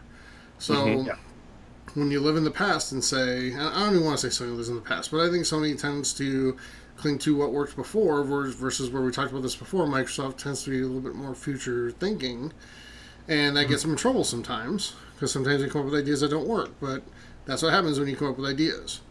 Yep. But I do think sometimes we like to, and both sides do it, we like to justify what our console choice has, and I don't care, I like both of them. I want them both to be great. No, I'm down the middle. That technically I'm in the camp of, I'm not camp Xbox, I'm not camp Sony, I'm camp gamer. Therefore, if we get a game that is badass, then you know what? Everybody wins. That it's just people that just want to justify it in regards of, it's on my system and not yours, ha. Or we're gonna get it later. People just like drama sometimes. Here's the thing, and this is what gets me, is that it wasn't that long ago where gamers were chastised, and everybody thought gamers were just these losers that lived in mom's basement and never had any goals in life and didn't do anything. And that's changed in the last few years quite a bit. But now gamers attack each other over which piece of freaking plastic they want to play on. And it's stupid. So why not celebrate that we're all into the same thing? And who cares? I have friends that love playing on Sony. Awesome. Good for you. I prefer playing on Xbox, but I also have a PlayStation. Yeah. So, sorry, but do you remember Mike in California, back when Counter-Strike and Warcraft were huge, like Warcraft 3, whenever it came out? There was actually people fighting out on the streets, which game was better? I don't remember seeing any of that because I didn't live in an area that would would be a thing in. But I do know for a fact that every time you walked into, they had a lot of those. What do they call those? They had a million computers, and you go in there and you rent your time. Net cafes. Yeah. They had a bunch of those. Everybody's gaming in there. They got Xboxes, all that kind of stuff. All the Xboxes and all the PS3s and stuff like that were always empty. But man, people were just sitting there with those rigs, just playing Warcraft 3 and everything like that. But I never saw any fights break out. So there's stabbings and stuff. So what I was getting at was I'm glad it hasn't gotten to that point. But right now it's just internet trolls, picking their side. Which I'm glad you said it, Mike. That it's about being team gamer, and that no matter what comes down, that's what it's about. He's absolutely right, but sadly, Eugene, it has come to that point a few times. I mean, we've had people get death threats, have their addresses posted online. We've had, us ourselves, we've had our website shut down by Sony fans that didn't agree with us. Mm-hmm. So it's happened, but it's unfortunate because we're not here to bash any certain console. We're not here to raise anyone up more than it deserves. And we're all here to just celebrate. If there weren't enough people that celebrate gaming, there'd be no point in having a gaming podcast. Exactly. So that's why we're here. We wouldn't be doing this right now if we didn't think it was special. And if we didn't think this was fun and this wasn't something we were passionate about at some level, we wouldn't be sitting here right now doing this, especially right now where I'm at with no air conditioning and it's 94 degrees outside. I'm dying right now. But I'm doing it, and I've shut the air conditioner off because guess what? It rattles, and that's not good for the podcast. So I'm sitting here doing this because I love doing it. And I love gaming, and E3 is the best time of year for that, other than when the games actually come out. And it's time you get the most excitement. So I just want to be able to celebrate that with everybody and not like have this just nitpicking and fighting the rest of the week over your console sucks and 500's too much, you're done, and Microsoft won, Sony won. Oh my god! And we're gonna fall into it too, guys. We're gonna end up picking a winner of E3 on Thursday, but at the end of the day, the real true answer is gamers win. I mean, everybody who plays wins because all these new ideas come out. Who the hell saw Anthem coming? No one. I mean, that's a brand new idea nobody saw. No one. And that brings us into the last thing there, Anthem, at the Microsoft conference. So we saw a lot more today than we saw yesterday. Yeah.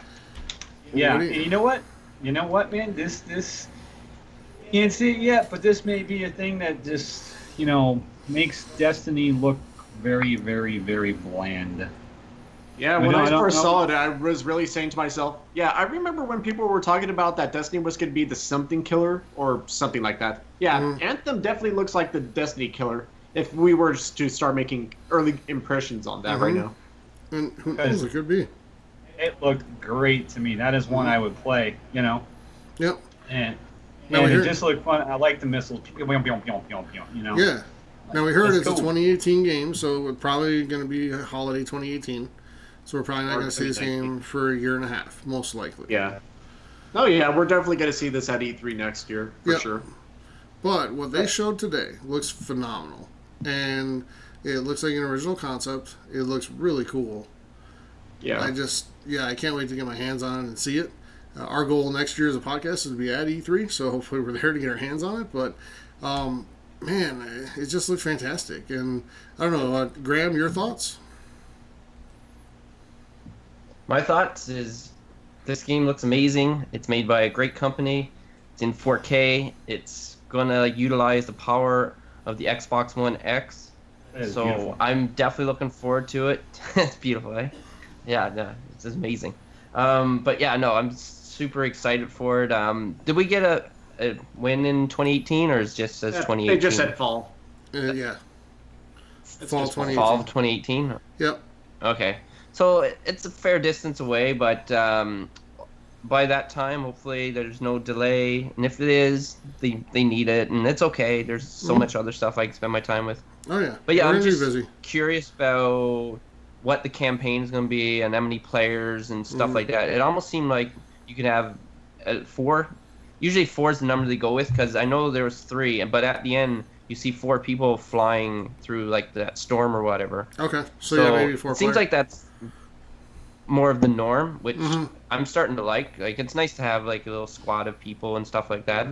So yeah, I'm definitely looking forward to it. And like I said, it's BioWare. Hopefully EA didn't like dabble too much to screw it up and stuff like that. So I'm definitely looking forward to it. I don't think I've played a crap BioWare game that I can think of. No, it never comes. I don't think they made Andromeda though. I do want to respond to one thing in our chat right now. Kamikaze Pilot says he finds it funny how certain people love Destiny being a Sony-focused game, but are bashing Xbox for having Anthem as an Xbox-focused game. And this is all I'll say to that. When you see the parade tomorrow of Sony exclusive deals, and maybe not exclusive like for console exclusive, but deals for content and deals for early content and all that crap that get paraded out there tomorrow night, I don't want to hear a word about Anthem. Yeah, I haven't heard any hate about it. And no, it's already out there. It's definitely already out there. Yep. Oh, and I know I'm not going to be here tomorrow, but I do want to mention that as well, because I admit that, I love the Sony conferences as much as the next person, but I'm kind of in the camp of how I look at it from the standpoint of, either games are going to be coming out years from now, not sometime this year, but years from now, or otherwise console games to where it's like that's what Sony seems to fall back on more times than not. And it's like, some people just completely miss that point. when it happens on the case of Microsoft, but when it happens on the Sony side, it's like, no big deal. But, well, yeah, you remember when Rise of the Tomb Raider was announced as an Xbox time exclusive? Oh yeah, like what we just talked about earlier. Yeah, Mike, you and I watched that Angry Joe dude get on and just have like a adult tantrum on YouTube. Yeah. And he was representative of a lot of Sony fans that day, and I get the anger because I think exclusives are stupid. Yeah. But they exist, and that's reality of life in a business world. So, but how can you get upset over that? And how can you have that fit when tomorrow night, literally, is going to be paraded out Destiny 2, Star Wars Battlefront 2, Call of Duty World War 2, FIFA, Red Dead Redemption 2, and what else am I forgetting? I'm probably forgetting something. Those are all third-party. Yeah. That's the first party, though. Yeah. Those are all third-party games that have exclusive deals with Sony for marketing and timed content release or exclusive content release. There's DLC for Destiny 1 that Xbox players have never played because it still hasn't been released on Xbox. So I'm sorry, but if you're going to get upset over Anthem, take a look at those 5 and ask yourself if that's fair. So it's just part of the world. It's just part of the business world, and I'm not whining about it. It just is what it is. At the end of the day, dude, it doesn't really matter. At the end of the day, dude, it doesn't really matter. If you want to play the exclusives from PS4, buy the PS4. If you want to play the exclusives from Xbox, buy the Xbox. Otherwise, sit there and bitch and moan, and that's all there is that you can do, because they're just going to sign their deals. They're going to do whatever they're going to do, and that's just it. Mm-hmm. And it's fine. It's okay. Because a couple of years ago, Xbox had Call of Duty, and Xbox had FIFA, and some of these other games too. So it's gone back and forth. Now many people cared about the Call of Duty when it was being shown on Microsoft conference, and I can't imagine the same people are looking at it now with it on Sony's thing and being like, yeah, Call of Duty. I know. Yeah, I can't even find myself even doing that when it was with Microsoft. I can't even bother doing it with Sony. So let's kind of bring this home here. So okay, well, just really fast. Yeah, go for it, man. Yeah, I just want to mention really fast that when I was looking at the gameplay for Anthem, I didn't know if it was like first person until it switched to the suits, and obviously when I was reading through some comments, people were saying like, yeah, I could be Iron Man, or because it kind of did look like Iron Man in some cases, and you have a Hulkbuster too, technically. But honestly, though, no, I am very excited for Anthem. I definitely do want to see more. I admit that while EA is kind of on my list of companies I don't very much care for, excluding a few titles, that Anthem would be one of the games that would be like, well, okay, I'll go to forgive you at least this year. Yeah. But I just want to mention that really fast. But it does look like they're going to be a publisher for another game that stands to change the landscape a little bit, just like Titanfall did. Yeah, and honestly, I'm all for it. Yep, and that's good. May not like EA, but I'm glad that EA does help out the publisher, and some of these publishers. Or Absolutely. Developers. Yeah, just like with Unravel too. We talked about that yesterday. So Unravel probably never gets made without EA backing it, and that's pretty awesome. So. All right, let's bring this thing home. Microsoft, like we said, Graham, I'm going to go to you first. You and me, I think, had the most excitement for this conference. If you had to give it a grade, what would you give it? If I had to give it a grade, now, it's hard to judge this on... There wasn't, a lot of negatives. They've had a lot of exclusives. They brought out the OG Xbox backwards compatibility. A few people had high expectations for Halo 6, so I can't fault them for not bringing that, because that's just us being selfish and we want the whole world and all that stuff. Overall, the games look great. I guess the biggest down point, well, for you, I guess I shouldn't say this because I expected $499, and I'm okay with that price, so I'm not going to fault them that. So I guess I'm going to give them... let's say a B+, just because you got to give them wiggle room. There's some other stuff that they probably could have done, or I don't really have a lot of fault for it, but I'm not going to give them much more than that because I've been completely blown away. So I'll save that for if that ever happens. All right. So I'll keep it as a B+. All right. That's my grade. Mike Soul, what do you say? Well, usually whenever it comes to me grading stuff, I always like to start at a 7 or like a C, so to speak, whenever I start out stuff. And then if it leaves me in a point to where if I feel like that nothing special happens, I just literally let it slide. And then, if it starts to piss me off, I start to drop the grade or points. And if it starts to impress me, I start to raise it. And in this case, I looked at Microsoft's conference, and honestly, that while there wasn't that much that really caught my attention, I meant that at least that it was at a point to where, oh, that's interesting. That's interesting. I like this. I like that. Yeah. And honestly, they did what they need to do. They didn't do anything to really excite me, but they at least, kept my attention from at least start to finish. Whereas other years, you usually would be like, yesterday with EA, which it's like, oh God, please, when is it going to end? Yeah. So with all that said, I will go ahead and give it a solid B. If anything else, like a 7.5, if you will. All right. I feel like that it did what it needed to do. I really liked everything that was done. I know it could have still done a few things a bit more, but where things currently were, though, I'm just happy all across the board with everything. So yeah, solid B, if not B plus. Eugene. So I was very engaged the entire conference. The conference had a solid message. It was a good message that the Xbox One X is the most powerful console, and then they showed it. They didn't just say it. They showed the games. They showed Forza, looked fantastic. They showed Assassin's Creed, looked fantastic. Anthem, looked fantastic. So the message across the board, everyone is excited. It was a good conference. There was a few things that, kind of held it back for me. And the first one was price, which I'm not surprised at the price. I was more hopeful for a lower price point, and for me to really say that, they're going to win the holiday season, I really think they needed the $100 lower price point. But that was something that held me back. And then, too, I was still hopeful at the end that after they showed Anthem, that Phil Spencer would have been like, hold on, there's one more game that I want to show you. And I was hoping for that major Microsoft title. And I know they had Crackdown, but Crackdown only appeals to a certain audience. And the same thing goes for Forza. Forza appeals to a certain audience.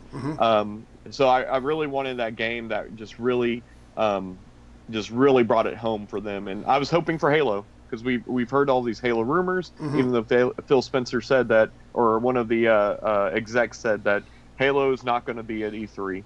But I was still hoping that it would have made a presence, or some other major title, which I know Gears of War was not going to be there. But I was hoping for something else to really just nail the conference. And I didn't see that. So I'm going to stay with a solid B or B minus. It was a good conference, but there was just nothing mind-blowing.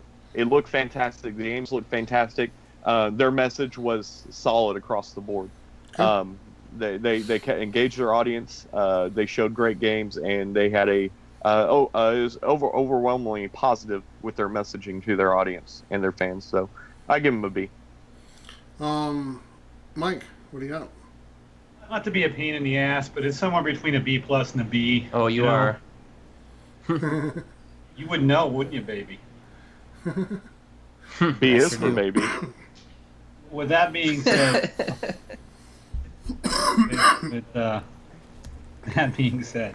I really would have liked to see the price point at $450, like I guessed. I'm not going to bitch too much. I mean, right. There's a lot of, there's a lot of power in the machine. When he said $499, I knew that I just went damn, because I knew everybody was just going to lose their minds. So, go ahead. Sorry. No, go ahead. Ask the question. What? No. I wasn't going to ask. I thought you were done. Go ahead. Oh no. And just, I really like that new Sonic game. What is the other? I don't remember what the name of the game is. Something Tails. Something. Yeah, Tails. That's the one. Yeah, it looks a lot like a Nintendo 64 game, which very family-friendly platformer. Yeah, it looks like a lot of fun. Look that up. I like how they Super Lucky's Tale. That's what it's called. Yeah. Okay. Yeah. Super Lucky's Tale. I like how they just shot. Oh, I'm sorry. Go ahead. I just like how they just shot through everything without a whole bunch of talking in between each game and stuff. No Pele. Yeah. That was good. That was good. That's pretty much it for me. Yeah, a lot of people were getting pissed off about that Lucky Tail one because everyone was saying, "What the hell did you people do to Conquer?" Why? Well, everyone thought that it was because if it's not rated Squirrel. M, it's not a good game. I mean, Well, no, that's everyone thought that nowadays. it was Conquer like early years or something until Yeah. they realized, oh, it's not a I squirrel, had it's a that fox. Sean. Yeah, that's what I said to Tyler. I said it's that other character from Sonic. Yeah. Yeah, I thought it was Tales from Sonic, but yeah, but I think it's good that they're appealing to all ages with their games, and they showed this game, and it looks fun. It looks fun. I wish they would have brought Bubsy on stage instead, because I love Bubsy, and they are. No, really Bubsy is Sony exclusive, not Xbox exclusive. Oh, is it? Well, that correct. Yeah. I didn't know Yeah, that, if Bubsy but doesn't I walk love out on Bubsy. Sony stage tomorrow, 1 out of 10. If Crash was able to do it last year, Bubsy should do it this year. That's the Lightning deal breaker. bolt. So, in the past, Microsoft has always gotten the knock of being the bro shooter console. Uh-huh. And out of their exclusives that they showed this year, that are coming out this year or into next year, how many of those were bro shooters? Not a lot. No, None. no. I mean, if you want to stretch the definition, maybe Crackdown. But even then, now that Crackdown and Metro. But other than that, though, I don't really think that there's Metro doing that wasn't. much. Though. Metro wasn't an exclusive, though, I don't think, was it? Oh yeah, exactly. No, So- Metro. That has to be multi-platform Yeah. too. So I really It can't is. think of It is. So, here's the thing. I think it's easy to punish Microsoft for things that are unfair to punish them for, like price, because I think we all had our hopes up. Yeah. And really for ourselves, that we wouldn't have spent as much money, right? But we don't know what it costs to make the thing. And maybe 500 is the least they could come in with for what they invested into the console and make it work. At the same time, though, it's not like 500 is your only option to play Xbox games. You've got the Xbox One S, which isn't the same as Don Matrix saying you've got Xbox 360 as compared to the Xbox One.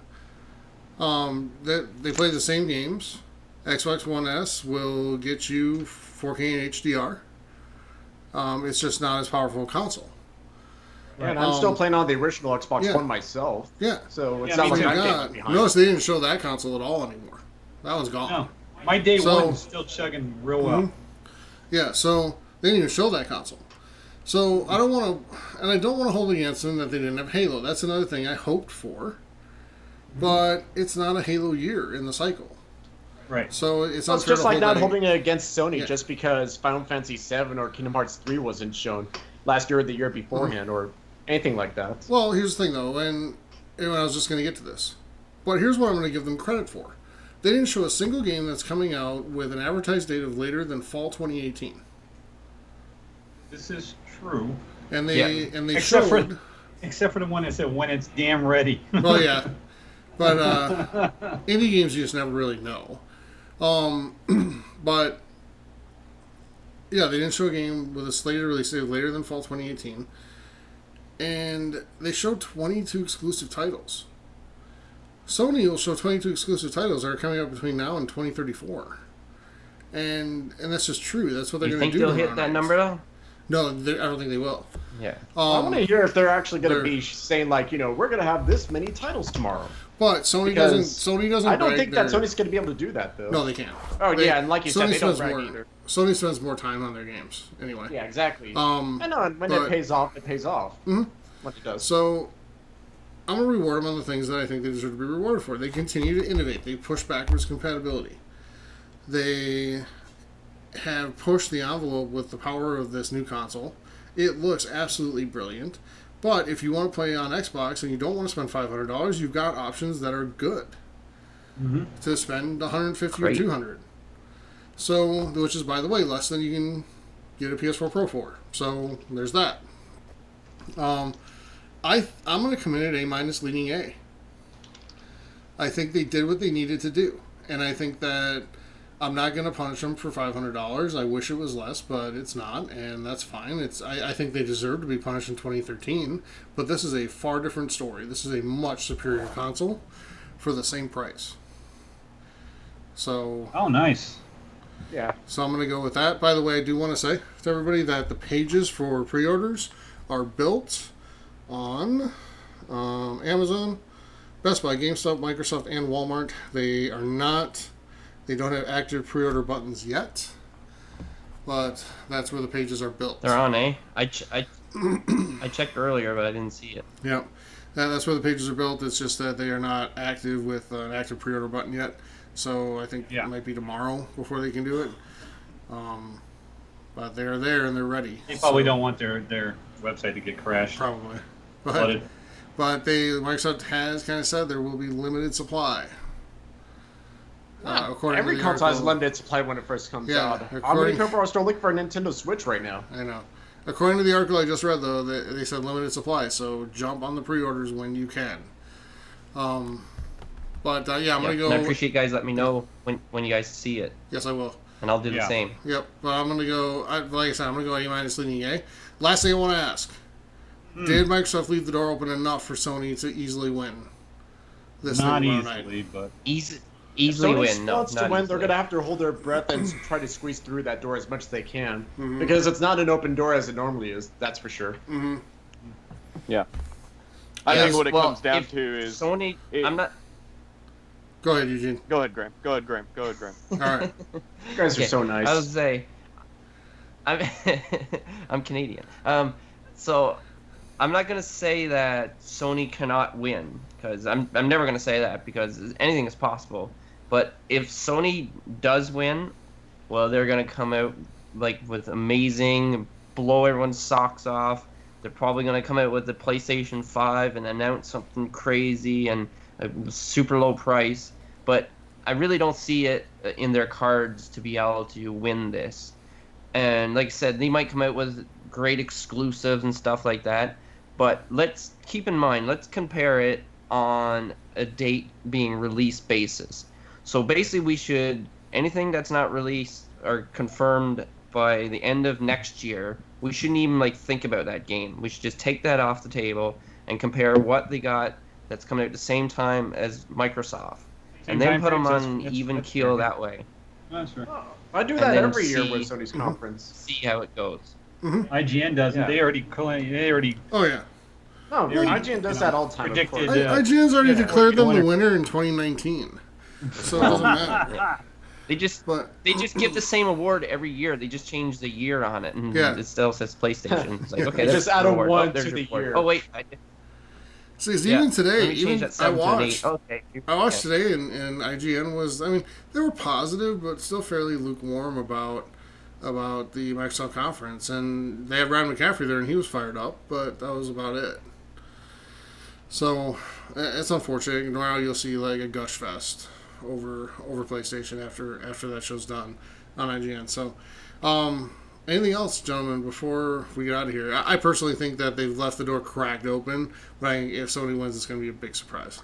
I think the only way that they can overcome this is, Microsoft just nailed it with that these are the games that are coming out fall. And almost every game, with the exception of a few, was early 2018 or, fall of 2018. They've got to have major titles coming out within the next 6 months is what they have to have.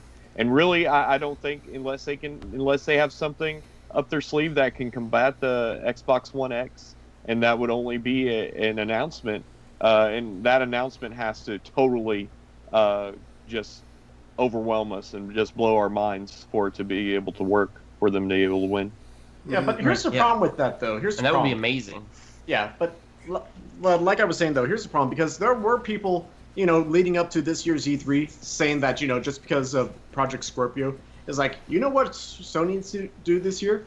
Announce the PlayStation 5.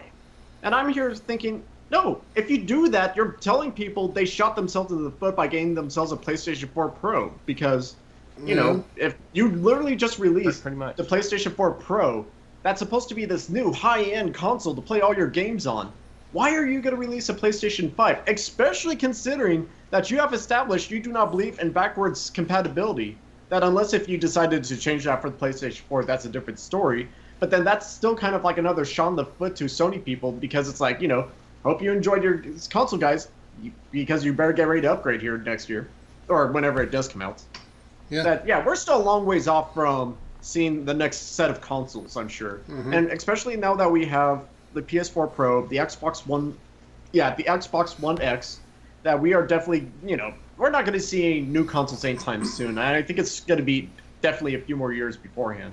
And because of that, Sony definitely can't play that card, or if they do, they're going to have to be really careful about it because it's either a new handheld or a new home console or a new handheld. And if they try to go handheld, then they're going up against the Switch, and we know how that's going to Or end. a new hybrid, yeah. Yeah, exactly. And if they go up for a hybrid, they really are going to be shooting themselves in the foot in that case.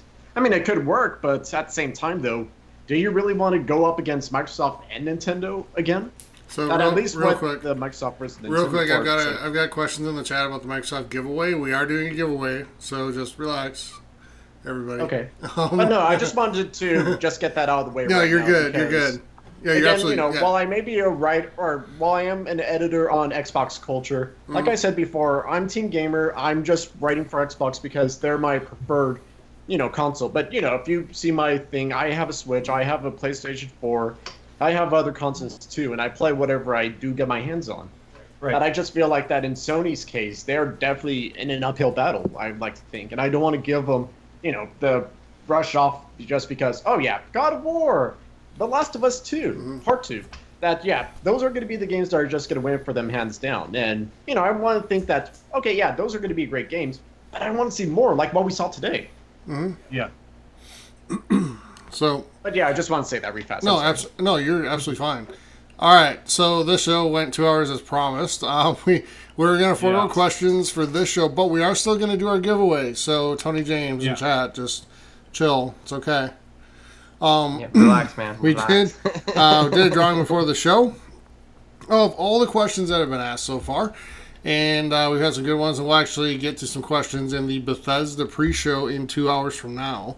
But and in the Bethesda and Ubisoft conference podcast tomorrow evening, because we'll have a little more time then, because Bethesda will be really good, but Ubisoft will suck. So, our winner for tonight is Mr. Brian Richland. And Brian wins. And whoever you are, random person. So Brian tonight wins $75 worth of Xbox currency to use to pre-order his favorite new release and put something towards something else that he's looking for. So it's a $50 and a $25 card. So Brian will be in touch with you to get those codes out to you. Dylan, who won yesterday, will be in touch with you as well to get the codes for Halo Master Chief Collection and 1 year EA access on Xbox One out to you. So we think we got some pretty good prizes so far, guys.